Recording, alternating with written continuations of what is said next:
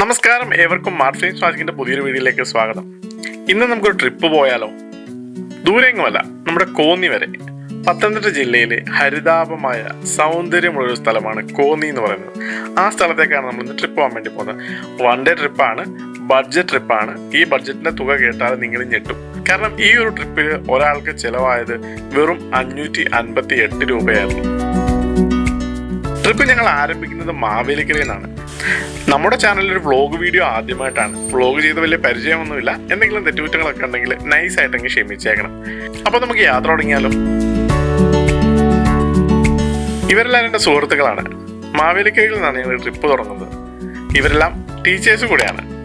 അപ്പോൾ ഞങ്ങൾ ട്രിപ്പ് തുടങ്ങി. ഞങ്ങളുടെ സാരഥി നമ്മുടെ ബെൻസനാണ്. ബെൻസിൻ്റെ ഒപ്പം ഉള്ളത് അവൻ്റെ വൈഫാണ്. അപ്പോൾ ദിവ്യ ആദ്യമായിട്ടാണ് ഞങ്ങളോടൊപ്പം ഒരു ട്രിപ്പിന് വേണ്ടി വരുന്നത്.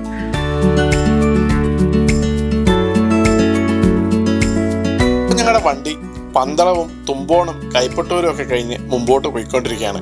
കോന്നിയെ ലക്ഷ്യമാക്കി, കോന്നി ഇക്കോ ടൂറിസം ആനത്താവളം ലക്ഷ്യമാക്കിയാണ് നമ്മുടെ വാഹനം യാത്ര ചെയ്തുകൊണ്ടിരിക്കുന്നത്. നല്ല റോഡാണ്. അത്യാവശ്യം നമുക്ക് മിനിമം സ്പീഡിൽ നല്ലോണം ഓടിച്ചു പോകാം. വലിയ ട്രാഫിക് ഒന്നും പൊതുവെ ഇവിടെ വരാറില്ല. ഇരുവശത്തും ആവശ്യം പോലെ മരങ്ങളും കാര്യങ്ങളും ഒക്കെ ഉള്ള റോഡാണ്. അതുകൊണ്ട് വലിയ ചൂട് കാര്യങ്ങളൊന്നും ഇല്ലാത്ത റോഡാണ്. നമുക്ക് സുഖമായിട്ട് ഓടിച്ചു പോകാം. പാട്ടും മേളവും ആഘോഷവും ഒക്കെ ആയിട്ട് ട്രിപ്പ് നമ്മൾ അടിച്ചു പൊളിക്കുകയാണ്. രാവിലെ ഒട്ടും വൈബ് ചോർന്നിട്ടില്ലാത്ത ആൾക്കാരാണ്. എല്ലാവരും നല്ല ആഘോഷത്തിൽ തന്നെയാണ് പോയിക്കൊണ്ടിരിക്കുന്നത്.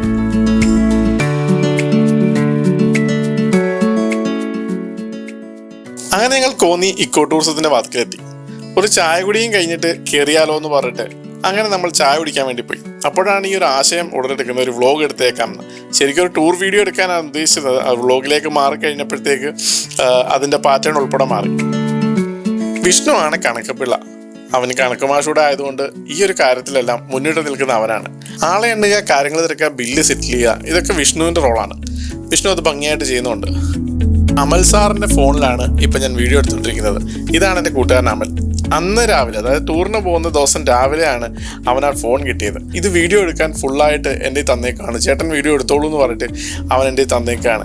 ആൾക്കും ഒരു പുതിയ യൂട്യൂബറായിട്ട് വരണമെന്നും വീഡിയോകൾ ചെയ്യണമെന്ന് ആഗ്രഹം. കോന്നി അടവിലെത്തിരിക്കുകയാണ്. ഇന്ന് കോന്നി അടവിയാണ് ഞങ്ങൾ ഇന്ന് എക്സ്പ്ലോർ ചെയ്യാൻ പോകുന്നത്. നമ്മുടെ സ്വന്തം മത്താച്ചനുണ്ട്. മത്താച്ചനെ നിങ്ങൾക്കറിയാം. നിങ്ങൾ മത്താച്ചൻ്റെ 1 million ഉള്ള ആ പേജ് നിങ്ങൾ ഫോളോ ചെയ്ത് നമ്മൾ കിടിലമായിട്ടുള്ള ഒരു എക്സ്പ്ലോറിംഗ് ആണ് നമ്മൾ ഇന്നിവിടെ ഉദ്ദേശിക്കുന്നതെന്ന് പറഞ്ഞു കഴിഞ്ഞാൽ നമ്മുടെ ഈ കോട്ടൺ ഫാമിലി എല്ലാവരും ഉണ്ട്. പക്ഷെ അർച്ചനയില്ല, ഗീതുവില്ല, ജോബിയില്ല. ഈ കോട്ടൺ ഫാമിലിയിൽ എല്ലാവരും ഉണ്ട്, പക്ഷെ അർച്ചനയില്ല, ബാക്കി കുറച്ച് പേരുണ്ട്. ഇന്ന് സ്പെഷ്യൽ ഗസ്റ്റ് ബെൻസാറിന്റെ വൈഫുണ്ട്. ഓൾറെഡി നമുക്ക് ദിവ്യ അറിയാമല്ലോ. ദിവ്യ എപ്പോഴും നമ്മുടെ കൂടെ ഉണ്ടാവുന്നതാണ്. ഇന്ന് നമ്മൾ കിടിലൊരു സ്പോട്ടാണ് ഇവിടെ എത്തിയിരിക്കുന്നത്. ഇപ്പൊ എല്ലാവരും എത്തിയിട്ടുണ്ട് കേട്ടാ ഗായ്സ്. ആരാധൊക്കെ കാണുന്നില്ല.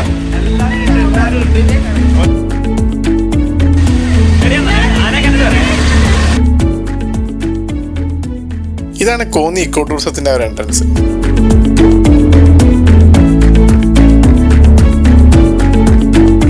അകത്തേക്ക് കയറുമ്പോൾ നല്ല ലാൻഡ്സ്കേപ്പ് ചെയ്തതുപോലെയുള്ള സ്ഥലങ്ങൾ, ഒരു വലിയ കുട്ട തിരിച്ചു വെച്ചിരിക്കുന്നത് പോലെയുള്ള ആ ഒരു ചെറിയ ഇരിപ്പിടം, അതിന് മുകളിലായിട്ട് ഇരിപ്പുറപ്പിച്ചിരിക്കുകയാണ് എൻ്റെ കൂട്ടുകാർ.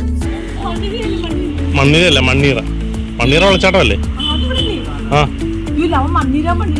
അവര് ഭ്രാന്ത. ടിക്കറ്റ് കൗണ്ടറിലേക്ക് നീങ്ങുമ്പോൾ അവിടെ എഴുതി വെച്ചിട്ടുണ്ട് തിങ്കളാഴ്ച അവധിയാണ്. ഇവിടെ ടിക്കറ്റിന് മുതിർന്ന ഒരാൾക്ക് 80 രൂപയാണ്. കുട്ടികളാണെങ്കിൽ 8 തൊട്ട് 12 വയസ്സ് വരെ 50 രൂപയും. സ്റ്റുഡൻസ് ആണ്, അവരുടെ ID കാർഡ് അല്ലെങ്കിൽ കോളേജിൻ്റെ രേഖകൾ കോളേജ് വൈസിലാണ് വരുന്നതെങ്കിൽ ഒരാൾക്ക് 50 രൂപയും വെച്ചാണ് ഈടാക്കുന്നത്. സ്റ്റിൽ ക്യാമറ കൊണ്ടുപോകണമെങ്കിൽ 100 രൂപയും മൂവി ക്യാമറ കൊണ്ടുപോകണമെങ്കിൽ 250 രൂപയും കൊടുക്കണം. അങ്ങനെ ഞങ്ങൾ മുമ്പോട്ട് നീങ്ങി. നമുക്ക് ഞാനേ കണ്ടിട്ട് ബാക്കി സംസാരിക്കാം. പക്ഷെ അങ്ങോട്ട് പോകുന്നുണ്ട്. പക്ഷെ വെയിൻ എന്ന് പറഞ്ഞാൽ അവിടാണ് കാണിച്ചിരിക്കുന്നത്. അങ്ങോട്ടാണ് തുടക്കത്തിലെ സംഭവം പൊളിച്ചിരിക്കാൻ സുഹൃത്തുക്കൾ. അങ്ങനെ തുടക്കം തന്നെ പിളുങ്ങിയ അവസ്ഥയിൽ മുമ്പോട്ട് നീങ്ങി. വഴിതെറ്റിപ്പോയി ഞങ്ങൾ തിരിച്ച് കറക്റ്റ് വഴിയിലായിട്ട് വന്നു. ഞങ്ങളിങ്ങനെ മുമ്പോട്ട് പോവുകയാണ്. ടിക്കറ്റ് വാങ്ങാനായിട്ട് സെക്യൂരിറ്റി ഗാർഡ് അവിടെ നിൽപ്പുണ്ട്. അദ്ദേഹം നമ്മുടെ കയ്യിൽ നിന്ന് ടിക്കറ്റ് വാങ്ങുന്നുണ്ട്.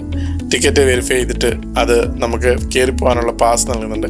ഞങ്ങളങ്ങനെ മുമ്പോട്ട് പോയിക്കൊണ്ടിരിക്കുകയാണ്. ഒരുപാട് സ്ഥലങ്ങളിൽ ഒരുപാട് കരകൗശല വസ്തുക്കൾ ഉണ്ടാക്കി വെച്ചിരിക്കുന്ന കാഴ്ച നമുക്കിവിടെ കാണാൻ പറ്റും. ശരിക്കും നമ്മളെ ഒരു വിസ്മയിപ്പിക്കുന്ന ഓരോ കാര്യങ്ങളാണത്. വളരെ ചിലവ് കുറഞ്ഞ രീതിയിൽ ഓരോ രൂപങ്ങൾ ഉണ്ടാക്കി വെച്ചിരിക്കുന്നത് നമുക്കിവിടെ കാണാൻ പറ്റും. മുന്നിൽ വലിയ തടികളിൽ തീർത്ത കൂടുകൾ, ആനക്കൂടുകൾ, ഇവയിലൊക്കെ ആന ഉണ്ടായിരുന്നതാണ്.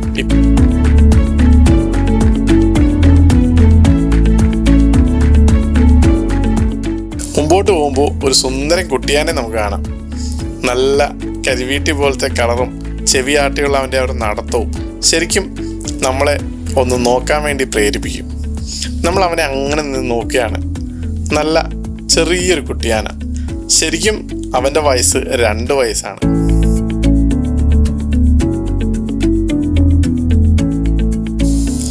എല്ലാവരും ഫോട്ടോ എടുപ്പും കാര്യങ്ങളൊക്കെ തുടങ്ങി കൗതുകത്തോടെ നോക്കുന്നുണ്ട്. അതിനെ തമാശകൾ പറയുന്നുണ്ട്. ആന ഇതൊന്നും അറിയാതെ ചുറ്റും ഇങ്ങനെ കറങ്ങി കറങ്ങി നടക്കുകയാണ്. കൊച്ചുകുട്ടികളുമൊക്കെ ആയിട്ട് വന്ന വളരെ സന്തോഷത്തോടെ ഈ ഒരു കാഴ്ചകളെ നമുക്ക് ആസ്വദിക്കാം എന്നുള്ളതാണ് ഇതിനകത്തൊരു വസ്തുത.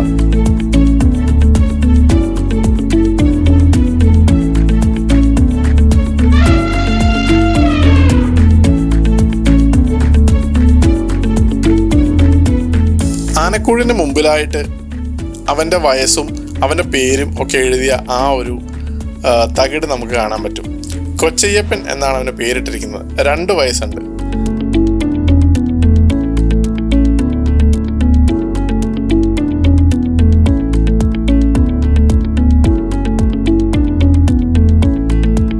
ദിവ്യ വളരെ കൗതുകത്തോടെ ആനയെ നോക്കി നിൽക്കുന്നുണ്ടായിരുന്നു. ഒടുവിൽ എല്ലാവരും നീങ്ങുന്ന കണ്ടപ്പോൾ ദിവ്യയും നമ്മളോടൊപ്പം വന്നു.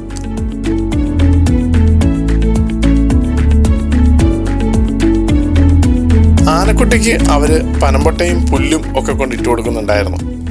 ആനക്കുട്ടി അതൊന്നും കഴിക്കാതെ ഇങ്ങനെ നടക്കുകയാണ്.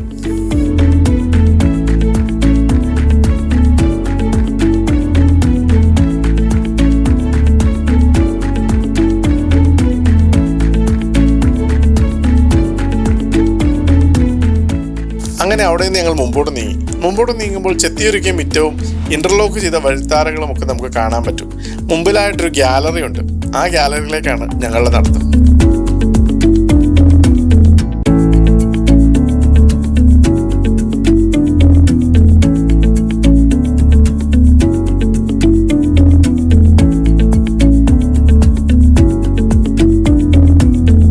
അതിൻ്റെ ചുവരുകളിൽ മുഴുവൻ ചിത്രങ്ങൾ വരച്ചു വെച്ചിട്ടുണ്ട്. നല്ല മനോഹരമായ ചിത്രങ്ങൾ. ആനയും ആനക്കൂടും ആനച്ചൂരും എല്ലാം നിറഞ്ഞ ഒരു സ്ഥലമാണ് കോന്നി ഇക്കോ ടൂറിസത്തിൻ്റെ ആ ഒരു ആംബിയൻസ്. അതിന് ചുറ്റും ആനയുടെ രൂപത്തിലുള്ള ഒരുപാട് ശില്പങ്ങൾ നമുക്ക് കാണാൻ കഴിയും. എലിഫന്റ് മ്യൂസിയം എന്നാണ് ഇതിൻ്റെ പേര്. അപ്പോൾ അതിൻ്റെ കവാടത്തിൽ ചെരുപ്പിട്ടിട്ട് ഞങ്ങൾ അകത്തോട്ട് കയറുകയാണ്.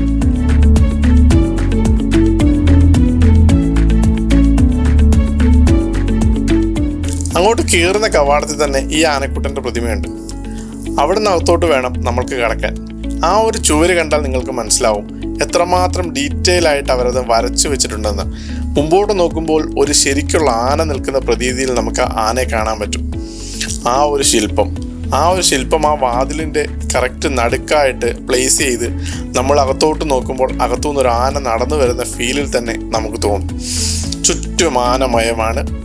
ഒരുപാട് ചിത്രങ്ങളും അല്ലാത്തതും പ്രതിമകളും ഒക്കെ ഇങ്ങനെ നിറച്ച് വെച്ചിരിക്കുന്ന ആ ഒരു അറേഞ്ച്മെൻറ്റും കാര്യങ്ങളൊക്കെ നമുക്ക് ഒരുപാട് ഇഷ്ടപ്പെടും. കുട്ടികളൊക്കെ ആയിട്ട് വന്നാൽ തീർച്ചയായിട്ടും ഇഷ്ടപ്പെടും.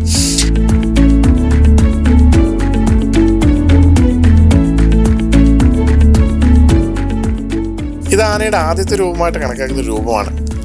ആന അതിൻ്റെ രൂപാന്തരം പ്രാപിച്ച് വന്ന് ഇന്ന് കാണുന്ന ആനയായി മാറിയതിൻ്റെ മുമ്പിലുള്ള രൂപങ്ങളാണ് ഇവരവിടെ നമുക്കായിട്ട് കാണാൻ വേണ്ടി വെച്ചിരിക്കുന്നത്. പലതരത്തിലുള്ള രൂപങ്ങളുണ്ട് അതിനകത്ത്. തുമ്പിക്കൈ ചെറുതായത്, തുമ്പിക്കൈ വലുതായത്, മാമത്ത്, അങ്ങനെ ഒരുപാട് രൂപങ്ങൾ നമുക്കവിടെ കാണാൻ വേണ്ടി കഴിയും. എല്ലാം തടിയിലും ഒക്കെ തീർത്ത ആ ഒരു രൂപങ്ങൾ വളരെ സുന്ദരമായിട്ട് അവ നിർമ്മിച്ചെടുത്തിട്ടുണ്ട്. കലാകാരന്മാരെ സമ്മതിക്കുക തന്നെ വേണം.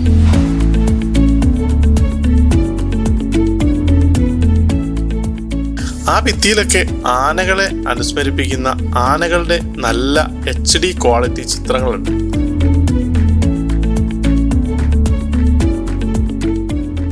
അങ്ങനെ നമ്മൾ ആ ഭിത്തിയിലേക്ക് നോക്കുമ്പോൾ ഒരു വലിയ ആന നടന്നു പോകുന്ന ചിത്രം കാണാൻ പറ്റും. കുട്ടികൾക്കൊക്കെ തീർച്ചയായിട്ടും ഇത് ഇഷ്ടപ്പെടുന്നൊരു കാര്യമായിരിക്കും. അതിൻ്റെ സൈഡിലായിട്ട് ചെറിയ ഓരോ ചിത്രപ്പണികൾ പോലെ മിനിയേച്ചർ രൂപങ്ങൾ ഉണ്ടാക്കി വെച്ചിട്ടുണ്ട്. ആ മിനിയേച്ചർ രൂപങ്ങളിൽ കാണുന്നത് ആന എങ്ങനെയാണ് കുരുക്കിട്ട് പിടിക്കുന്നതെന്നാണ്. വാരിക്കുഴി ഉണ്ടാക്കുക, അതിനുശേഷം ഈ ആന അതിന് മുകളിൽ വന്ന് നിൽക്കുമ്പോൾ അതിലേക്ക് വീഴുകയും ആ കുഴിയിൽ വീണതിന് ശേഷം കുരുക്കിട്ട് മുകളിലേക്ക് ഇതിനെ പൊക്കുകയും അതിനുശേഷം കുങ്കി ആനകളെ കൊണ്ടുവന്ന് ഈ ആനയെ കുരുക്കിട്ട് വലിച്ചുകൊണ്ട് അതിൻ്റെ ആനക്കൊട്ടിലേക്ക് കൊണ്ടുവരുന്ന ഒരു മിനിയേച്ചറൊക്കെ അവിടെ ഉണ്ടാക്കി വെച്ചിട്ടുണ്ട്. അപ്പം നമുക്കത് കാണുമ്പോൾ അറിയാം എങ്ങനെയാണ് ആനയെ അവർ ട്രാപ്പ് ചെയ്യുന്ന ആ ഒരു മെത്തേഡ് എന്നുള്ളത് നമുക്ക് കുട്ടികൾക്കൊക്കെ പറഞ്ഞു കൊടുക്കാൻ വേണ്ടി കഴിയും വേഗം. കാരണം അതിൽ നല്ല വൃത്തിക്ക് കാണിക്കുന്നുണ്ട് ഓരോ കാര്യങ്ങളും, എന്തൊക്കെയാണ് മനുഷ്യർ ചെയ്യുന്നത് എന്നുള്ളതൊക്കെ നല്ലവണ്ണം കാണിക്കുന്നുള്ളത് ശരിക്കും പറഞ്ഞാൽ ഒരു വലിയ രസമുള്ള കാര്യങ്ങൾ തന്നെയാണ്.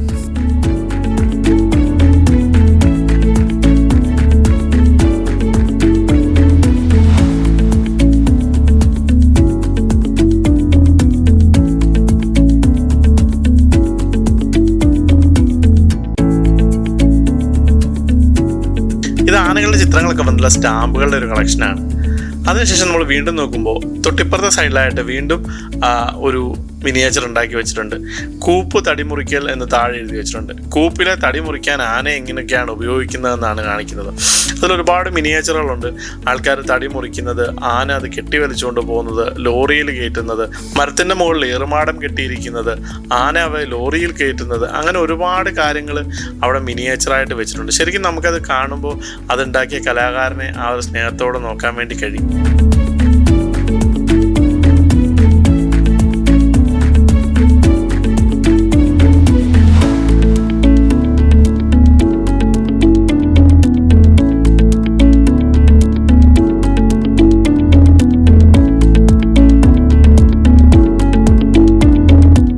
അകത്തേക്ക് കയറുമ്പോൾ മറ്റൊരു ഗ്യാലറി പോലൊരു സെറ്റപ്പാണ്.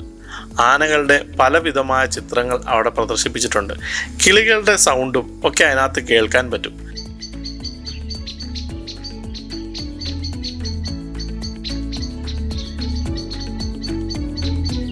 ഈ ബോർഡിൽ കാണിച്ചിരിക്കുന്ന ഈ കിളികളുടെ ശബ്ദങ്ങളൊക്കെ അവരവിടെ ഇട്ട് കേൾപ്പിക്കുന്നുണ്ടായിരുന്നു. ഇപ്പോൾ നമ്മൾ തിരിയുമ്പോൾ കാണുന്ന മനോഹരമായ ഒരു കാഴ്ചയാണ്. ഒരു സൂര്യൻ അസ്തമിക്കുന്ന ആ ഒരു മാനത്ത് അതിൻ്റെ സൈഡിൽ കൂടി വെള്ളത്തിൻ്റെ തീരത്തായിട്ട് ആനകൾ നടന്നു പോകുന്ന ഒരു മനോഹരമായ കാഴ്ച. ആനയെ സ്നേഹിക്കുന്ന ഏതൊരാൾക്കും അതൊരു വലിയ കാഴ്ച തന്നെയായിരിക്കും. ഓരോ ഇമേജും തരുന്ന ഒരു സാറ്റിസ്ഫാക്ഷൻ ലെവൽ ഭയങ്കരമാണ്. കാരണം ഒരു ഫോട്ടോഗ്രാഫർ എന്ന നിലയ്ക്ക് ഓരോ ഇമേജിനെയും നമ്മൾ ആ ഒരു കണ്ണിലൂടെയാണ് കാണുന്നത്. ഓരോ ഇമേജിൻ്റെ ഒരു ക്വാളിറ്റി നമ്മളെ വിസ്മയിപ്പിക്കുന്നതാണ്. ഈ മുറിയിലേക്ക് വരുമ്പോഴും ഒരു കാട്ടാന കൂട്ടത്തിൻ്റെ ചിത്രമാണുള്ളത്. കൊമ്പനും പിടിയും ഒക്കെ ഉള്ള ഒരു കാട്ടാന കൂട്ടം. ശരിക്കും നമ്മളവിടെ നിൽക്കുമ്പോൾ നമ്മുടെ പിന്നിൽ ആന വന്ന് നിൽക്കുന്ന ഒരു ഫീലാണ് നമുക്ക് തോന്നുന്നത്. ആനകളുടെ വിശേഷണത്തെ പറ്റിയും ഒക്കെ ഇവിടെ എഴുതി വെച്ചിട്ടുണ്ട്. നമ്മളിൽ എത്ര പേര് കണ്ടിട്ടുണ്ടാവും ആനയുടെ അസ്ഥികൂടം?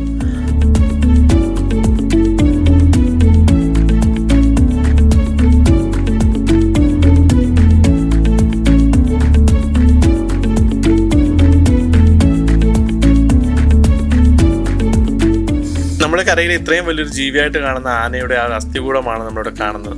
പല്ലും കൊമ്പും ഒക്കെ അവശേഷിപ്പിച്ച് ഈ ഭൂമിയിൽ നിന്ന് പോയ ഏതോ ഒരു ആനയുടെ അസ്ഥികൂടം. അമൽ സാർ അവിടെ വീഡിയോ എടുക്കുന്നതിൻ്റെ തിരക്കിലാണ്.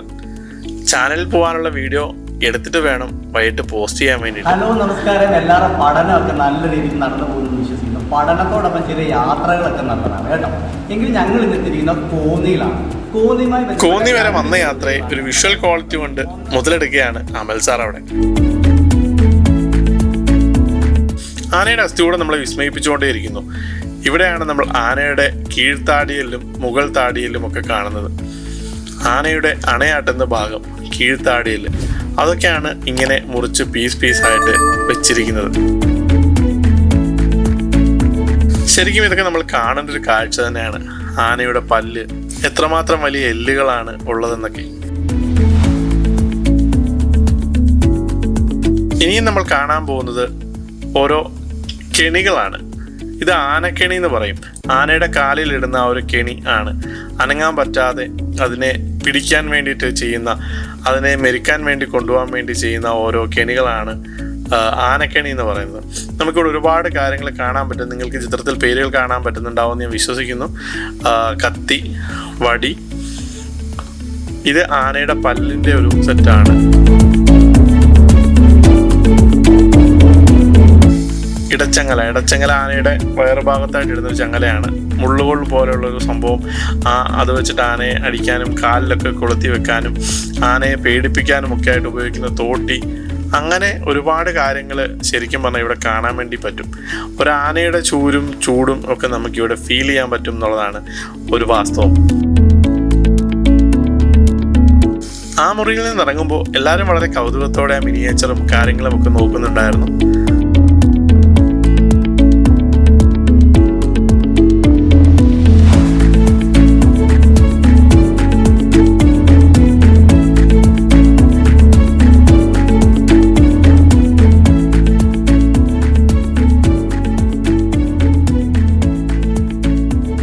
ആ ഒരു ചുമരിൽ ഒരുപാട് ചിത്രങ്ങൾ വരച്ചിട്ടുണ്ട്.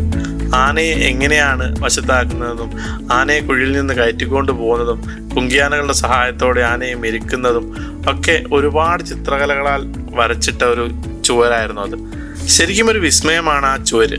നമുക്ക് ഒരുപാട് നേരം നോക്കി നിൽക്കുവാൻ തോന്നും പാകത്തിന് ഓരോ ചിത്രങ്ങളും ഡീറ്റെയിൽ ആയിട്ട് വരച്ചിട്ടുണ്ട് എന്നുള്ളതാണ് ഒരു അത്ഭുതമുണ്ടാക്കുന്ന സംഭവങ്ങൾ.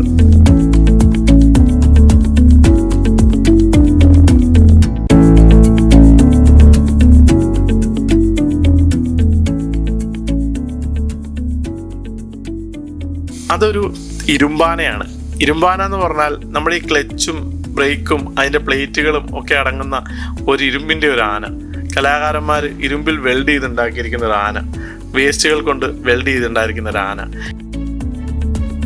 ഇവിടെയും ഒരു ആനയുണ്ട്, മെലിഞ്ഞൊരു ആന, അതും ഇരുമ്പിൻ്റെ ആനയാണ്. പടികൾ കയറി മുകളിലേക്ക് നീങ്ങുകയാണ്. കോന്നി സുരേന്ദ്രനെ തിരക്കിയാണ് ഞങ്ങൾ വന്നത്. പക്ഷേ കോന്നി സുരേന്ദ്രൻ അവിടെ ഉണ്ടോ എന്ന് നമുക്കൊന്ന് നോക്കാം. കോന്നി സുരേന്ദ്രൻ അറിയാമായിരിക്കും, ഫേമസ് ആയിട്ടുള്ളൊരു ആനയാണ്. ഇത് എലിഫന്റ് ആർട്ട് ഗാലറിയാണ്. ഇതിലേക്ക് നമ്മളൊന്ന് കടന്നു പോവുകയാണ്. ഇതിലേക്ക് കടക്കുമ്പോൾ ഒരുപാട് ആനകളുടെ രൂപങ്ങൾ ഉണ്ടാക്കി വെച്ചിട്ടുണ്ട്. ആനയെ ഇഷ്ടപ്പെടുന്ന, ആനയെ സ്നേഹിക്കുന്ന ഒരുപാട് ആൾക്കാർക്ക് ഇതൊരു വലിയ കൗതുകമുള്ള ഏരിയ ആയിരിക്കും.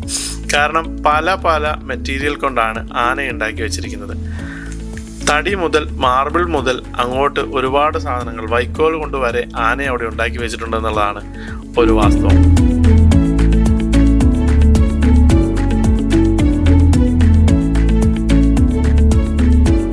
തടിയുടെ ആനയുണ്ട്, തടി പീസുകൾ, ചീളുകൾ കൊണ്ടുണ്ടാക്കിയ ആനയാണ് ഈ കാണുന്നത്. അതിനുശേഷം നിങ്ങൾ കാണുന്ന വൈക്കോലുകൾ കൊണ്ടുണ്ടാക്കിയ ഒരു ആനയാണ്. ഇതിൻ്റെയൊക്കെ ആ ഒരു മെറ്റീരിയൽ നിങ്ങൾക്ക് നോക്കുമ്പോൾ മനസ്സിലാവും.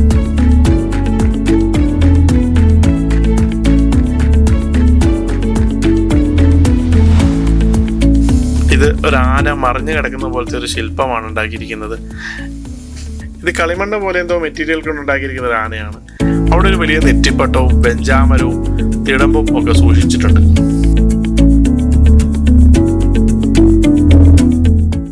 അവിടെയും ഉണ്ട് ചെറിയ ചെറിയ ആനകൾ. ഇത് മൊത്തം ഒരു ആനമയമാണ്. കുഞ്ഞാനകളും വലിയ ആനകളും പല നിറങ്ങളിലുള്ള ആനകളും ഒക്കെ ആയിട്ട് ഇതൊരു വലിയ രസമുള്ള ഏരിയ തന്നെയാണ് ആർട്ട് ഗാലറി. ഒരു വലിയ ആനയുടെ ഉള്ളിൽ ചെറിയ ആന, അതിൻ്റെ ഉള്ളിൽ വീണ്ടും ചെറിയ ആന.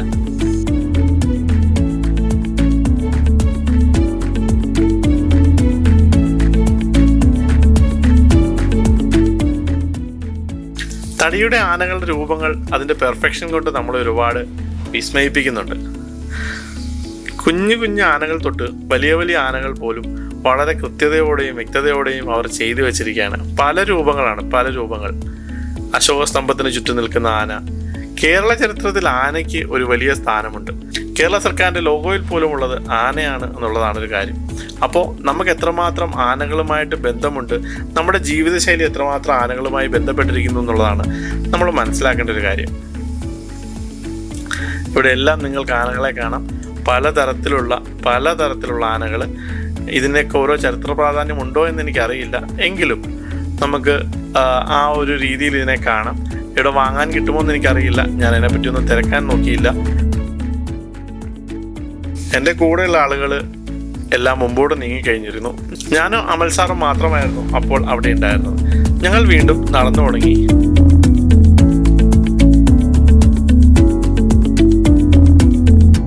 ആനകളെ അടിസ്ഥാനപ്പെടുത്തി ഇവിടുത്തെ ആനകളും ഒക്കെ അഭിനയിച്ചിരിക്കുന്നതും മറ്റാനകൾ അഭിനയിച്ചിരിക്കുന്നതുമായ പടങ്ങളുടെ ലിസ്റ്റാണ് ശരിക്കും അവിടെ കൊടുത്തിരിക്കുന്നത്. ഞങ്ങൾ കോന്നി സുരേന്ദ്രനെ തപ്പി മുകളിലേക്ക് നീങ്ങി. ഇതുവരെ കേട്ടിട്ടുണ്ടെന്നല്ലാതെ കണ്ടിട്ടില്ല. ഒന്ന് കാണണം എന്ന ആഗ്രഹമുണ്ടായിരുന്നു. മുകളിലായിട്ട് ആനക്കൂട്ടിൽ ആനകൾ ഇങ്ങനെ നിൽപ്പുണ്ട്. ആനക്കൊട്ടിലിന്റെ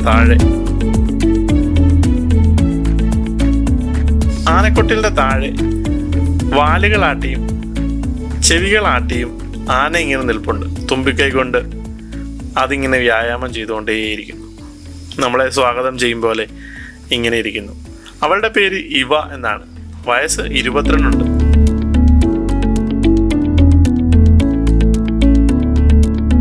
അവൾ എല്ലാവരെയും വിസ്മയിപ്പിച്ചുകൊണ്ട് നിൽക്കുന്നു. ഞങ്ങൾ വീണ്ടും മുമ്പോട്ട് നീങ്ങി.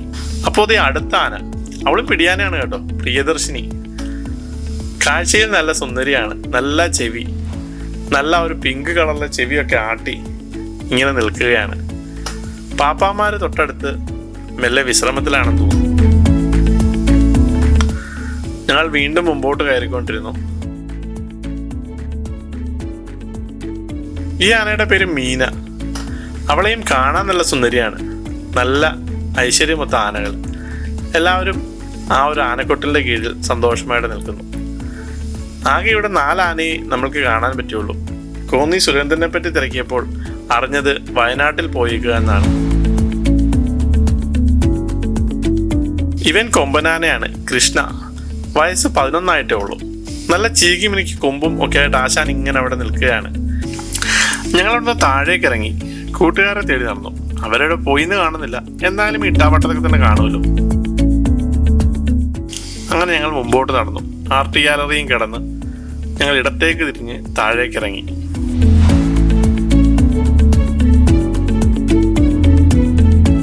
അവിടെ ഇരിക്കാൻ ചാരു ബെഞ്ചുകളും തണലുള്ള മരങ്ങളും ഒക്കെ നട്ടിട്ടുണ്ടായിരുന്നു. ഒരു ഫാമിലി ആയിട്ടൊക്കെ ഒരു ഔട്ടിങ്ങിന് വന്നാൽ ഇരുന്ന് സംസാരിക്കാനും കുഞ്ഞുങ്ങളെ കളിപ്പിക്കാനും ഒക്കെ ആയിട്ടുള്ള ഒരു ഏരിയ വളരെ മനോഹരമായിട്ട് അവരവിടെ പരിപാലിച്ചു വെച്ചേക്കുന്നു. വളരെ മനസ്സിൽ സന്തോഷം തോന്നും. അങ്ങനെ പോകുമ്പോഴാണ് മുമ്പിലൊരു വലിയ ഊഞ്ഞാല്, ആകാശത്തോളം കയറ് കെട്ടിയ ആ ഒരു വലിയ ഊഞ്ഞാലില് ഒരാളിരുന്ന് ആടുന്നു, മറ്റൊരാൾ അയാളെ ആട്ടിക്കൊണ്ടേയിരിക്കുന്നു. നല്ല മനോഹരമായ കാഴ്ച. ഓണക്കാലത്ത് മാത്രം കണ്ടുവരുന്ന ഊഞ്ഞാൽ കാഴ്ചകളൊക്കെ ആസ്വദിച്ചുകൊണ്ട് ഞങ്ങൾ അവിടെ നിന്നു. അമൽ സാർ അടുത്ത കണ്ടന്റ് എടുക്കാനുള്ള ഒരുക്കത്തിലാണ്. ഒരു പ്രത്യേകതയുണ്ട്. എന്താണ് ചോദിച്ചു കഴിഞ്ഞാൽ കേരളത്തിലെ ആദ്യത്തെ റിസർവ് വനം എവിടെയാണെന്ന് ചോദിച്ചു കഴിഞ്ഞാൽ അത് എവിടെയാണ്? കോന്നിയിലാണ്. കേരളത്തിലെ ആദ്യത്തെ റിസർവ് വനം എവിടെയാണ്? അത് കോന്നിയിലാണ് കേട്ടോ. ആകാശത്തോളം ഉയർന്നു നിൽക്കുന്ന ഒരു മഹാഗണിയിലാണ് അവർ ഊഞ്ഞാൽ കെട്ടിയിരിക്കുന്നത്. നല്ല ഉയരത്തിൽ കെട്ടിയിട്ടുള്ളത് കൊണ്ട് നല്ല ആയത്തിൽ ആ ഊഞ്ഞാലിൽ പോകാനായിട്ട് കഴിയും. അങ്ങനെ ഞങ്ങൾ ഊഞ്ഞാലിന്റെ പരിസരത്ത് നിൽക്കുമ്പോഴാണ് ഞങ്ങളുടെ സുഹൃത്തുക്കളെല്ലാം മുകളിൽ നിന്ന് നടന്നു വരുന്നത് കണ്ടത്. അവർ ആർട്ട് ഗാലറി കണ്ടിട്ട് വരുന്ന വഴിയായിരുന്നു.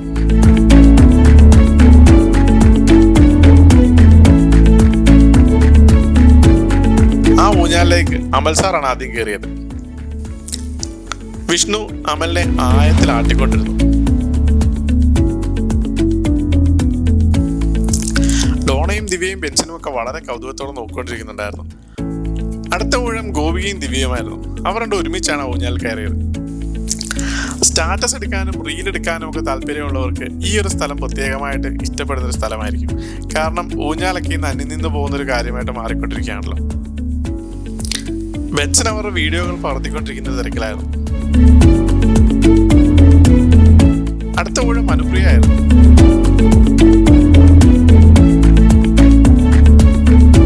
അങ്ങനെ ആയത്തിലേക്ക് അനുപ്രിയ വീണ്ടും ഒന്തിവിട്ടു. ഈ ഒരു ട്രിപ്പിലെ ഒരു അവിസ്മരണീയമായ നിമിഷം കൂടെ ആയിരുന്നു അനുപ്രിയയ്ക്ക് ആ ഒരു ഊഞ്ഞാലാട്ടം. അടുത്തായി ഡോണ ഊഞ്ഞാലിലേക്ക് കയറി. ഈ ഘട്ടം എത്തിയപ്പോൾ എൻ്റെ കൈ DSLR തിരിച്ചു വന്നിട്ടുണ്ടായിരുന്നു. ഒടുവിൽ എന്നെയും അവർ ആട്ടി തുടങ്ങി. ഭാരം കൊണ്ടാണോ ആട്ടുന്നതിൻ്റെ പ്രശ്നം കൊണ്ടാണോ എന്ന് എനിക്കറിയില്ല, ഊഞ്ഞാൽ അങ്ങോട്ടും ഇങ്ങോട്ടും ചാഞ്ഞും ചരിഞ്ഞും ആടാൻ തുടങ്ങി. അപ്പോഴാണ് ഞങ്ങളെ 1-2 പേര് വന്ന് വിളിച്ചത്. അവിടെ ഒരു ചിത്ര പ്രദർശനം നടക്കുന്നുണ്ട്, നിങ്ങൾ അവിടേക്ക് വരാമോ എന്ന് ചോദിച്ചിട്ട് വിളിക്കുന്നു. അങ്ങനെ ഞങ്ങൾ പോവുകയാണ്. ഞങ്ങൾക്ക് അവിടെ ഇങ്ങനെ ഞങ്ങൾ ഊഞ്ഞാലൊക്കെ ആടിക്കൊണ്ടിരുന്ന സമയത്ത് അവിടുത്തെ വാച്ചേഴ്സ് ഒക്കെ ഞങ്ങൾ എടുക്കാമെന്ന് പറഞ്ഞു. ഇവിടെ ചിത്ര പ്രദർശനം നടക്കുന്നുണ്ടല്ലോ. അപ്പം ഞങ്ങളങ്ങനെ അതിൽ ഉദ്ഘാടനം നടക്കുമെന്നൊക്കെയാണ് പറഞ്ഞത്. ജസ്റ്റ് എന്താണ് കണ്ടന്റ് ഞങ്ങൾ നോക്കിയിട്ട് വരണം. എല്ലാവരും എത്തിയിട്ടുണ്ട് കേട്ടോ. ശരിക്കും ക്യാമറയ്ക്ക് ഫീസ് അടയ്ക്കേണ്ടതുകൊണ്ട് ഞാൻ ക്യാമറ എടുത്തിട്ടില്ലായിരുന്നു. അവിടേക്ക് ചെന്ന് ചിത്രങ്ങൾ കണ്ടു തുടങ്ങിയപ്പോൾ ആ ഒരു ഫംഗ്ഷൻ ഉദ്ഘാടനം ചെയ്യുന്ന കണ്ടപ്പോൾ അവർ മൊബൈലിൽ ഫോട്ടോ എടുക്കുന്ന കണ്ടപ്പോൾ എനിക്കൊരു ഐഡിയ തോന്നി, എന്തുകൊണ്ട് എൻ്റെ ക്യാമറ എടുത്തുകൂടാ, അവർക്കൊരു നല്ല ഫോട്ടോ എടുത്ത് കൊടുത്തുകൂടാ. അങ്ങനെ ഞാൻ ചോദിച്ചു, സാർ എൻ്റെ ക്യാമറ ഞാൻ എടുത്തോട്ടെ? അപ്പോൾ അവർ പറഞ്ഞു, ആ എടുത്തോ, ഞങ്ങളുടെ ഫോട്ടോ എടുത്തോ എന്ന് പറഞ്ഞു. അപ്പം ഞാനങ്ങനെ വണ്ടിയിലേക്ക് പോയി എൻ്റെ ക്യാമറ എടുത്തുകൊണ്ട് വരികയും തുടർന്ന് അവിടുത്തെ ചിത്രങ്ങളെ പകർത്തുകയും ചെയ്യാൻ തുടങ്ങി. അവർക്കും വളരെ സന്തോഷമായി. ശരിക്കും ഒരു ഫോട്ടോഗ്രാഫർ എന്ന നിലയ്ക്ക് എനിക്ക് ആ ഫെസ്റ്റ് ഭയങ്കര വർത്തായിരുന്നു. കാരണം ഒരുപാട് നല്ല ചിത്രങ്ങളും ആ ഒരു ചിത്രത്തിൻ്റെ മികവും ഒക്കെ നമുക്ക് വിലയിരുത്താനും ഒക്കെ കഴിയുകയുണ്ടായി.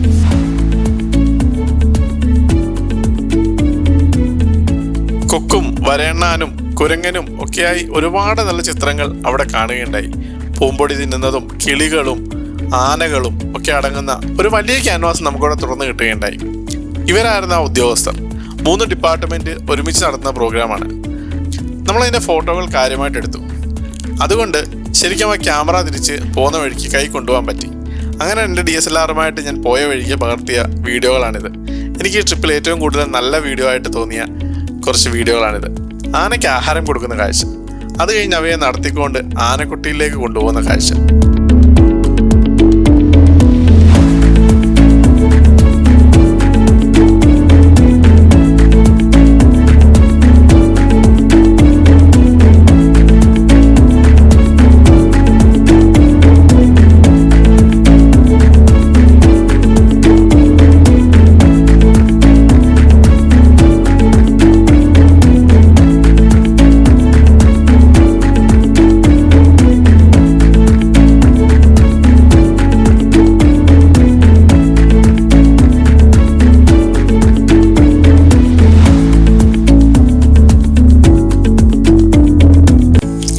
അതിനുശേഷം ഞങ്ങൾ അടവിയിലേക്ക് യാത്ര തിരിച്ചു. ഇരുവശങ്ങളിലും നല്ല മരങ്ങളും നല്ല തണലും തണുപ്പുമൊക്കെയുള്ള ഇടവഴികൾ, വലിയ വഴികൾ ഒക്കെ കടന്ന് ഞങ്ങൾ അടവിയിലേക്ക് എത്തുകയാണ്. അടവിയിൽ ഇനി ഒരു കുട്ടവഞ്ചി സവാരി, അതാണ് ഞങ്ങളുടെ ലക്ഷ്യം. നമ്മുടെ ട്രിപ്പിൻ്റെ 2ാമത്തെ സ്ഥലമാണ് കേട്ടോ അടവി കുട്ടവഞ്ചി. നിങ്ങൾക്ക് തീർച്ചയായിട്ടും കുട്ടികളുമൊക്കെ ആയിട്ട് വന്നിരിക്കാനും അല്ലെങ്കിൽ ഇതിലൊക്കെ ഒന്ന് കറങ്ങി നടക്കാനും ഒരു ലൈഫ് പോലെ ആ ഒരു അഡ്വഞ്ചറായിട്ടുള്ള കാര്യങ്ങളൊന്ന് എക്സ്പീരിയൻസ് ചെയ്യാനും ഒക്കെ നല്ലൊരു സ്ഥലമാണ് ഈ അടവി എന്ന് പറയുന്നത്. തീർച്ചയായിട്ടും നിങ്ങളുടെ ട്രിപ്പിൽ നിങ്ങൾ ഉൾപ്പെടുത്തണം, നിങ്ങൾ മിസ്സാക്കരുതെന്ന് ഞാൻ പറയുള്ളൂ. അടവി തീർച്ചയായിട്ടും നല്ലൊരു എക്സ്പീരിയൻസ് തന്നെയാണ്. അങ്ങനെ അടവി പാർക്കിലെത്തി. അവിടെ ഫ്രണ്ടിൽ ടിക്കറ്റ് കൗണ്ടർ ഉണ്ട്. നമ്മൾ അവിടെ നിന്ന് ടിക്കറ്റ് എടുക്കുകയാണ്. ഒരു കൊട്ടവഞ്ചിയിൽ 4 പേർക്കാണ് കയറാൻ കഴിയുന്നത്. ഒരു കൊട്ടവഞ്ചിക്കായിട്ട് 600 രൂപയാണ് ചാർജ്. അങ്ങനെ ഞങ്ങൾ അവിടെ നിന്ന് ടിക്കറ്റും കാര്യങ്ങളും ഒക്കെ എടുത്തു. ഞങ്ങൾ 8 പേരാണ് ഈ ഒരു സംഘത്തിലുള്ളത്. അതുകൊണ്ട് 2 കൊട്ടവഞ്ചി നമുക്ക് എടുക്കേണ്ടി വന്നു. അങ്ങനെ ടിക്കറ്റും കാര്യങ്ങളൊക്കെ എടുത്തിട്ട് ഞങ്ങൾ അങ്ങോട്ട് നടക്കുകയാണ്.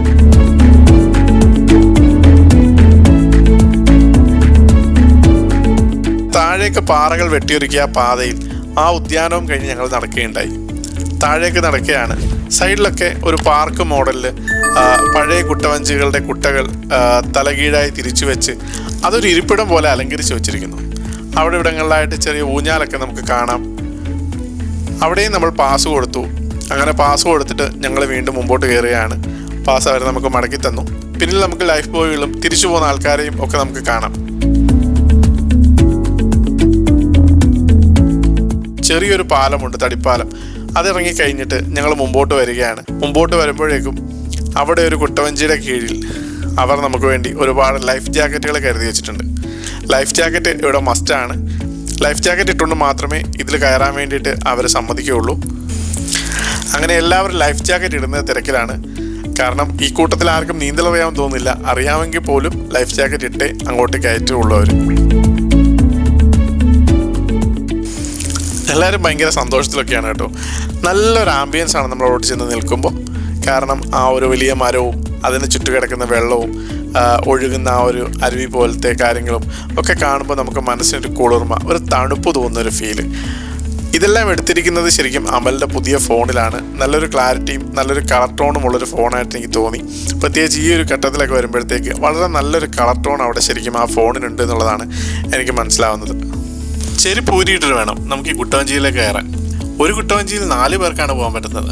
അതിൻ്റെ തുഴച്ചിൽക്കാരനുൾപ്പെടെ 5 പേർക്ക്. അങ്ങനെ ഓരോരുത്തരായിട്ട് കുട്ടവഞ്ചിയിലേക്ക് കയറാൻ തുടങ്ങി. ആദ്യത്തെ കുട്ടവഞ്ചിയിൽ കയറിയത് ബെൻസനും ദിവ്യയും വിഷ്ണുവും ഗോപികയുമായിരുന്നു. അവർ ശാസ്ത്രം ബേസ് ചെയ്ത് പഠിപ്പിക്കുന്ന ആൾക്കാരാണ്. ഞങ്ങൾ ലാംഗ്വേജ് ബേസ് ചെയ്ത് ഇഷ്ടപ്പെടുന്നവരും.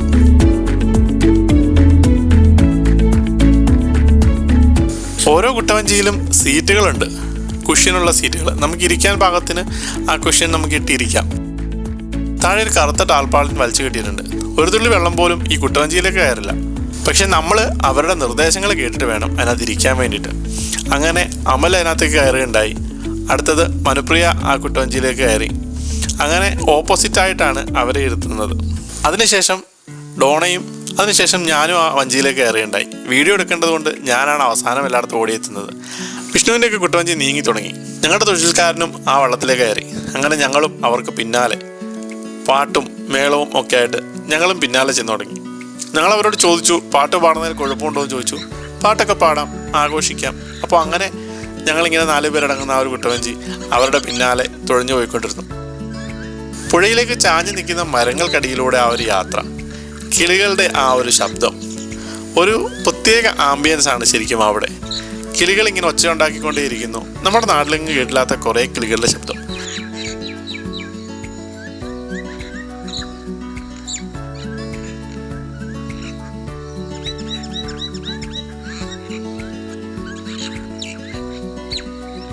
ആ ശബ്ദമൊക്കെ കേട്ട് ആ പുഴയുടെ ആ ഒരു തണുപ്പിൽ ആ ഒരു കുട്ടവഞ്ചിയിൽ ഇങ്ങനെ ഇരിക്കുകയാണ്. അങ്ങോട്ട് പോകുമ്പോൾ കുട്ടവഞ്ചിയിൽ ചാരിയിരിക്കാൻ പാടില്ല എന്ന് ആ ചേട്ടൻ ഞങ്ങളോട് പറയുന്നുണ്ടായിരുന്നു. എന്നാലും ഞങ്ങളത് ഇടയ്ക്കൊക്കെ തെറ്റിച്ചു കേട്ടോ. പക്ഷെ പുള്ളി അത് മനസ്സിലാക്കിയിട്ട് വഴക്കും പറഞ്ഞു.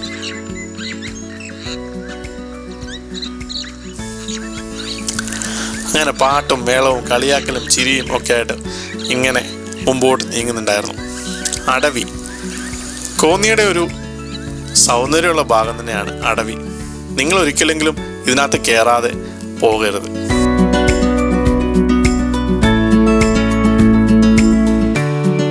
ചാഞ്ഞു നിൽക്കുന്ന മരങ്ങൾക്കിടയിൽ ഒരു തണുപ്പുണ്ട്, ഒരു തണലുണ്ട്.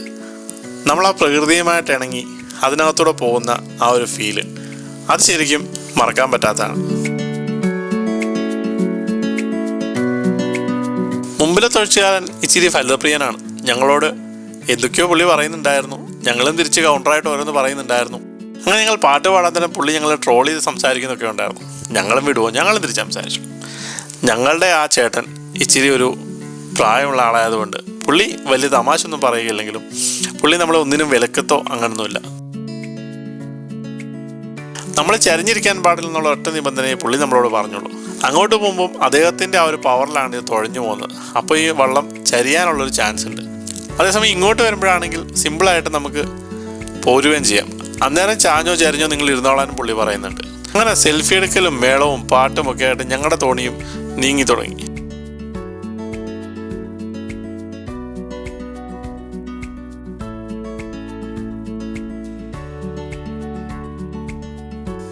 അങ്ങനെ 6 ക്രോസ് ചെയ്ത് തുഴയാൻ പോകുമ്പോൾ നമ്മളോട് അവരൊരു ചോദ്യം ചോദിക്കും, ഈ വള്ളം കറക്കുന്നതിൽ നിങ്ങൾക്ക് പ്രശ്നമുണ്ടോ എന്ന്.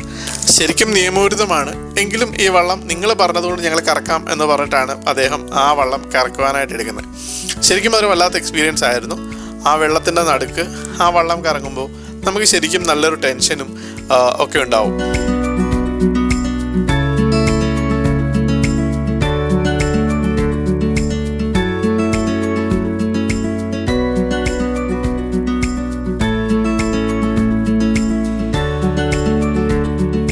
തിരികെ പോകുമ്പോൾ ഈ കുട്ടവഞ്ചി ചലിക്കുന്നത് ഒഴുക്കിനനുസൃതമായിട്ടാണ്. അതുകൊണ്ട് ശരിക്കും വലുതായി തുഴയേണ്ട ആവശ്യമില്ല.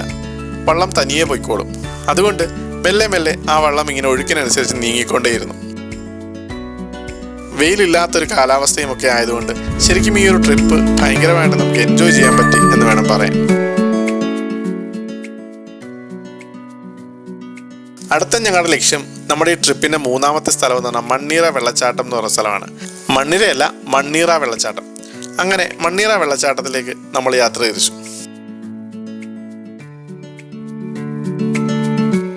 ശരിക്കും ഞാൻ എൻ്റെ കൂട്ടുകാരനൊപ്പം പണ്ട് ഇവിടെ വന്ന് വന്നിട്ടുണ്ട്. അന്ന് ഞങ്ങൾ ഇതിൻ്റെ മുകൾ വശം വരെ കയറിയതാണ്. ഇന്നിപ്പോൾ കയറാൻ പേടിയാണ്, മഴയുണ്ട്, കാലാവസ്ഥ ഇരുണ്ട് കിടക്കുന്നു. അതുകൊണ്ട് നമ്മളൊരു സേഫ്റ്റി എന്നുള്ള രീതിയിൽ ശരിക്കും നമ്മൾ സൂക്ഷിച്ച് ഇങ്ങനത്തെയുള്ള സ്ഥലങ്ങളിലൊക്കെ പോകാവുള്ളൂ. പ്രത്യേകിച്ച് അവിടുത്തെ ആൾക്കാരൊക്കെ പറയും ചിലപ്പോൾ കല്ലൊക്കെ ഉരുണ്ട് വരുന്നുണ്ടോ എന്ന് അറിയില്ല, മുകളിൽ മഴയുണ്ടെങ്കിൽ താഴേക്ക് വരും. അതുകൊണ്ട് നിങ്ങളും പോകുമ്പം സേഫ്റ്റി ആയിട്ടൊക്കെ ഉള്ള സ്ഥലങ്ങളിൽ പോവുക. നിങ്ങളതൊക്കെ ശ്രദ്ധിക്കണം. പ്രത്യേകിച്ച് നിങ്ങൾ ഒരുപാട് ആൾക്കാരെയും കൊണ്ട് പോകുന്നൊരു സ്ഥലത്തൊക്കെ പോകുമ്പോൾ നിങ്ങൾ അങ്ങനെ എന്തെങ്കിലും പ്രശ്നങ്ങളുണ്ടോ എന്നുള്ളത് ആദ്യം ഒന്ന് ചോദിക്കണം. ഞാനും അവിടെ എന്തെങ്കിലും മനുഷ്യനോട് ചോദിച്ചു, ചേട്ടാ ഇങ്ങനെ പ്രശ്നങ്ങൾ എന്തെങ്കിലും വരാൻ ചാൻസ് ഉണ്ടോ എന്ന് ചോദിച്ചപ്പോൾ അദ്ദേഹം പറഞ്ഞു കുഴപ്പമൊന്നും നിലവിൽ വരത്തില്ല, കാരണം മഴയൊന്നും പെയ്യുന്നതായിട്ട് നമുക്ക് തോന്നുന്നില്ല എന്നുള്ള രീതിയിൽ അദ്ദേഹം പറഞ്ഞതുകൊണ്ട് നമ്മൾ ധൈര്യമായിട്ട് ഇറങ്ങി കുളിക്കാം എന്നുള്ള രീതിയിലേക്ക് പോയി. കോന്നിയുടെ ഒരു പ്രധാന ആകർഷണമാണ് ഈ മണ്ണീറ വെള്ളച്ചാട്ടം. വലിയൊരു വെള്ളച്ചാട്ടമൊന്നും അല്ലെങ്കിലും നല്ലൊരു രസമുള്ളൊരു വെള്ളച്ചാട്ടമാണിത്. ഞങ്ങൾ കുറേ നേരം അവിടെ കളിച്ചുകൊണ്ടിരുന്നു. അതിനുശേഷം ഞങ്ങൾ അവിടെ നിന്ന് കയറുമ്പോഴേക്കും ഈ ഒരു ടീം അവിടെ എത്തിയിട്ടുണ്ടായിരുന്നു. ശരിക്കും ഏജൊക്കെ ഒരു നമ്പർ മാത്രമാണെന്ന് കാണിക്കുന്ന കുറച്ച് ആൾക്കാർ. അവർ ഭയങ്കര വൈബായിരുന്നു. അവരാ വെള്ളച്ചാട്ടത്തിന് മുകളിലേക്ക് വലിഞ്ഞു കയറാനും വേരുകളിൽ പടർന്നിരിക്കാനും ചിരിക്കാനും കളിക്കാനും ഒക്കെ സമയം കണ്ടെത്തുന്നത് കാണുമ്പോൾ നമ്മൾ ആലോചിച്ചു പോകും, ഏജ് ഒരു നമ്പർ തന്നെയല്ലേ. ശരിക്കും നല്ലൊരു എക്സ്പീരിയൻസ് ആയിരുന്നു. ഫാമിലിയൊക്കെ ആയിട്ട് വരാം, ആഴമൊന്നുമില്ല. ഒരു 10 വയസ്സുള്ള കുട്ടി തൊട്ട് ആർക്ക് വേണമെങ്കിലും അവിടെ ഇറങ്ങി നിൽക്കാൻ പാകത്തിനുള്ള വെള്ളം മാത്രമേ അവിടെ കാണുള്ളൂ. അപ്പോൾ നിങ്ങൾക്ക് സുഖമായിട്ട് അവിടെ അടിച്ചു പൊളിക്കാനും ആ ഒരു തണുപ്പത്തും ആ ഒരു ആംബിയൻസിലും ഒക്കെ ഒരു എൻജോയ് ചെയ്യാനും ഒക്കെ ആയിട്ട് പറ്റുന്നൊരു സ്ഥലമാണ് ഈ മണ്ണീറ വാട്ടർഫാൾസ്.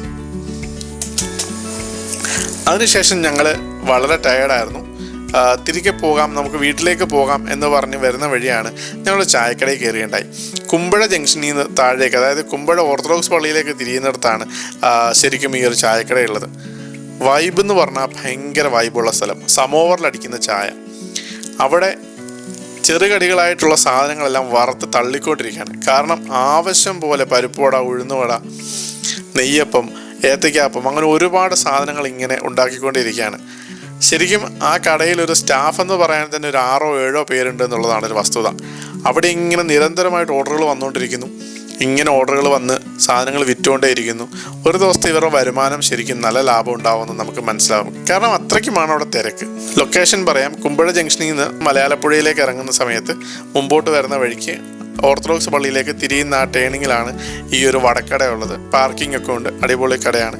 ആവശ്യം പോലെ ആൾക്കാർ ഇങ്ങനെ വന്ന് സാധനങ്ങൾ മേടിച്ച് കഴിച്ചുകൊണ്ടിരിക്കുന്നു. ചൂട് വടയും ചൂട് സുഖിയനും ഒക്കെ ആവശ്യം പോലെ നിങ്ങൾക്ക് കഴിക്കാൻ പറ്റുന്ന സ്ഥലമായിട്ട് നമ്മളിതിനെ കണ്ടു. അങ്ങനെ നമ്മൾ ഒരു ബദാം മിൽക്കും കാര്യങ്ങളും ഒക്കെ മേടിച്ച് കുടിച്ച് നമ്മൾ ആ ഒരു ക്ഷീണത്തെ മാറ്റി. എല്ലാവർക്കും വീട്ടിൽ പോകണമെന്നാണ് താല്പര്യം. എന്നാലും പത്തനംതിട്ട വരെ വന്നിട്ട്, കോന്നി വരെ വന്നിട്ട് ചുട്ടിപ്പാറ കാണാതെ എങ്ങനെയാണ് പോകുന്നത് എന്നുള്ളൊരു ചോദ്യം വന്നു. എല്ലാവർക്കും കയറാനൊന്നും വലിയ ഇൻട്രസ്റ്റ് ഇല്ലായിരുന്നു. എങ്കിലും പത്തനംതിട്ട ടൗണിൽ, പത്തനംതിട്ട ഹൃദയഭാഗത്ത് നിൽക്കുന്ന ആ ചുട്ടിപ്പാറയുടെ മുകളിലൊന്ന് കയറാതെ എങ്ങനെയാണ് പോകുന്നത്? അപ്പോൾ നമ്മുടെ അടുത്ത ലൊക്കേഷൻ എന്ന് പറയുന്നത് പത്തനംതിട്ട ചുട്ടിപ്പാറ. ശരിക്കും ചുട്ടിപ്പാറയുടെ വഴികൾ നമുക്കറിയില്ലായിരുന്നു. 2-3 എൻട്രൻസ് ഉണ്ടെന്നാണ് പറയുന്നത്. ഈ സമയത്തിൽ ഫോണുമൊക്കെ ചാർജ് കുറവായിരുന്നു. ഈ ഒരു സമയത്ത് ശരിക്കും ഈ ചുട്ടിപ്പാറ റോഡിൽ നിന്ന് കണ്ടിട്ടുള്ള അല്ലാതെ ഞാനും കയറിയിട്ടില്ലായിരുന്നു. കയറി തുടങ്ങിയപ്പോഴത്തേക്ക് എല്ലാവരും ക്ഷീണിച്ചു. ഇതിന് മുകളിലൊരു ക്ഷേത്രമാണുള്ളത്, മഹാദേവ ക്ഷേത്രം. അപ്പോൾ അതിന് പടികളുമൊക്കെ ആയിട്ട് ഇങ്ങനെ മുകളിലേക്ക് ചുട്ടിപ്പാറ കിടക്കുകയാണ്. റോഡിൽ നിന്ന് നോക്കുന്നവർക്ക് പടിയൊന്നും കാണില്ലെങ്കിലും അവിടെയൊക്കെ ചെല്ലുമ്പോൾ ഈ പടികളൊക്കെ കാണുമ്പോൾ നമുക്ക് ഒരു സന്തോഷമൊക്കെ തോന്നും. കാരണം കുത്തനെയുള്ള കയറ്റമാണെങ്കിലും ആ പടികൾ കയറി നമുക്ക് സിമ്പിളായിട്ട് പോകാം. ഒരുപാട് പേര് കയറി ഇറങ്ങി വരുന്നവരെയൊക്കെ നമുക്ക് അവിടെ കാണാൻ പറ്റുന്നുണ്ട്. ഇത് ആ പാറയുടെ മുകളിൽ ഏകദേശം ഒരു പകുതി ഭാഗത്തു നിന്നുള്ളൊരു വ്യൂ ആണ്. സൂര്യൻ അസ്തമിക്കാൻ വേണ്ടി പോകുന്ന ആ ഒരു കാഴ്ച. ശരിക്കും ഞങ്ങളിത് കയറുമ്പോൾ ഏകദേശം 5:30 മണി 6 മണി കഴിഞ്ഞിട്ടുണ്ടായിരുന്നു. അതുകൊണ്ടാണ് ഒരു ഇരുട്ട് വീണ കാലാവസ്ഥ നമുക്ക് കാണാൻ വേണ്ടി കഴിഞ്ഞത്. സൂര്യൻ താഴ്ന്നു പോകുന്ന ആ ഒരു കാലാവസ്ഥയും ആ ഒരു കാര്യങ്ങളൊക്കെ നിങ്ങൾക്ക് അവിടെ നിന്ന് നല്ല വൃത്തിക്ക് കാണാൻ പറ്റും.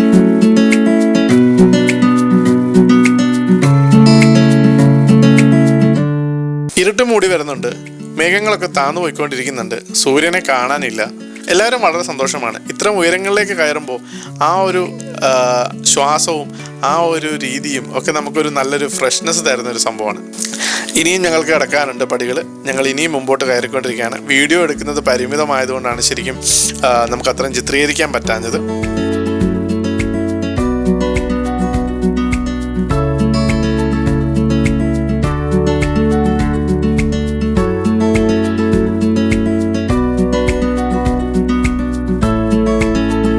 ഇതാ പാറയുടെ മുകളിലുള്ള അമ്പലമാണ്. ഇവിടെ ആ ഒരു പൂജാരി ഞങ്ങൾ പോകുന്നിടം വരെയും അവിടെ തന്നെ ഉണ്ടായിരുന്നു. നിത്യപൂജ നടക്കുന്നുണ്ടെന്ന് തോന്നുന്നു. ഇത് വൈകിട്ട് ഏകദേശം ഇരുട്ടായി. ആ സമയത്ത് പത്തനംതിട്ട ടൗണിൻ്റെ ആ ഒരു വ്യൂ ആണ് കാണാൻ പറ്റുന്നത്.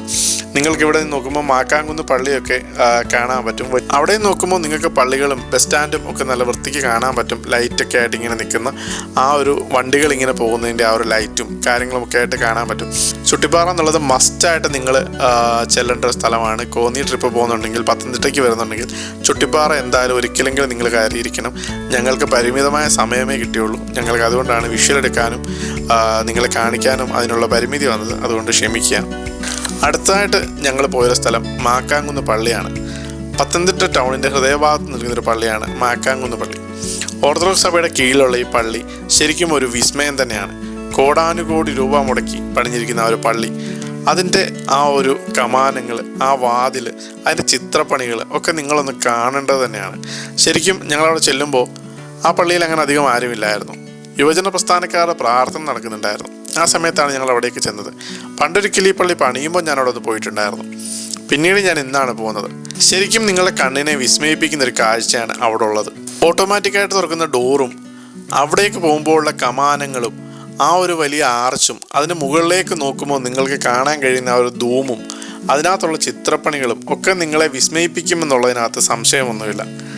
ഫോട്ടോ എടുക്കാനും കാര്യങ്ങൾക്കൊക്കെ ആയിട്ട് നല്ല അടിപൊളിയായിട്ട് ആ പള്ളി ഇങ്ങനെ നമ്മളെ നോക്കി വിസ്മയിച്ച് നിൽക്കുന്ന ആ ഒരു കാഴ്ചയാണ് നമുക്ക് കാണാൻ കഴിയുന്നത്.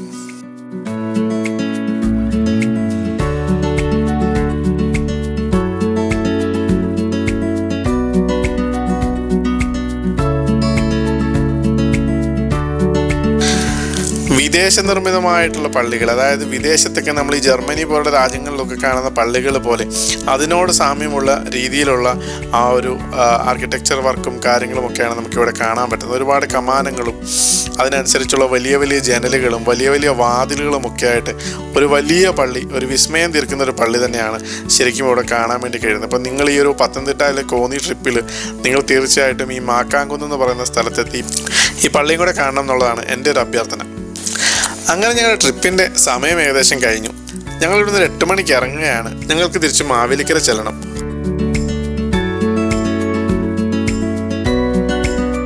അപ്പോൾ ഒറ്റ ദിവസത്തെ ആ ഒരു ട്രിപ്പ് ഇവിടെ കഴിയുകയാണ്. വളരെ മനോഹരമായ ട്രിപ്പായിരുന്നു. ഫാമിലിക്കാണെങ്കിലും ഫ്രണ്ട്സിനാണെങ്കിലും സ്കൂളിൽ നിന്നൊക്കെ ആണെങ്കിലും എല്ലാവരും കൂടെ വന്ന് അടിച്ചു പൊളിക്കാൻ പറ്റിയൊരു സ്ഥലമായിട്ട് ഞാൻ ഇതിനെ പ്രിഫർ ചെയ്യുന്നുണ്ട്. കാരണം കോന്നി വളരെ അഫോർഡബിൾ ആയിട്ടുള്ള റേറ്റും കാര്യങ്ങളും ഒക്കെ നമുക്ക് തരുന്നൊരു സ്ഥലമാണ്. അതുകൊണ്ട് നിങ്ങൾ തീർച്ചയായിട്ടും കൊല്ലം, കോട്ടയം, ആലപ്പുഴ തുടങ്ങിയ സ്ഥലങ്ങളിലൊക്കെ ഉള്ളവർക്ക് വന്ന് ഒരു ദിവസം കൊണ്ട് വന്ന് അടിച്ചു പൊളിച്ച് പോകാൻ പറ്റിയ ഒരു സ്ഥലമാണ് കോന്നി. അപ്പോൾ ഇത്രയും കാര്യങ്ങളാണ് കോന്നിയിലെ കാഴ്ചകൾ. അപ്പോൾ അടുത്തൊരു വീഡിയോ ആയിട്ട് വീണ്ടും കാണുന്നവരെ നമസ്കാരം.